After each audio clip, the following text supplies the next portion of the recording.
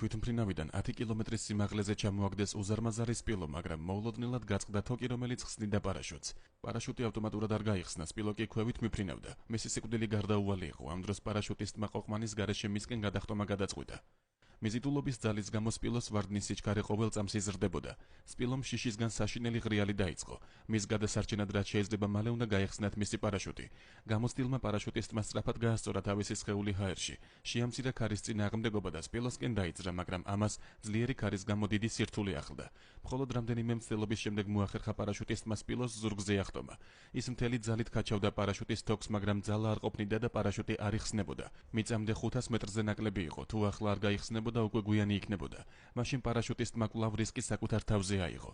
მჭიდროდ შემოიხვია თოკი ხელზე და შემდეგ საკუთარი პარაშუტი გახსნა. პარაშუტის მკვეთრი წაქცევა დაეხმარა სპილოს თოკის გაწევაში. როდესაც მიწამდე დარჩა 100 მეტრზე ნაკლები, ჩანდა თითქოს სპილოს გადარჩენა შეუძლებელი იყო, მაგრამ ძლიერი ქარის წყალობით პარაშუტი მაინც გაიხსნა. სპილოს სასიკვდილოდ არ დაეცა, არამედ მშვიდობიანად დაეშვა მიწაზე.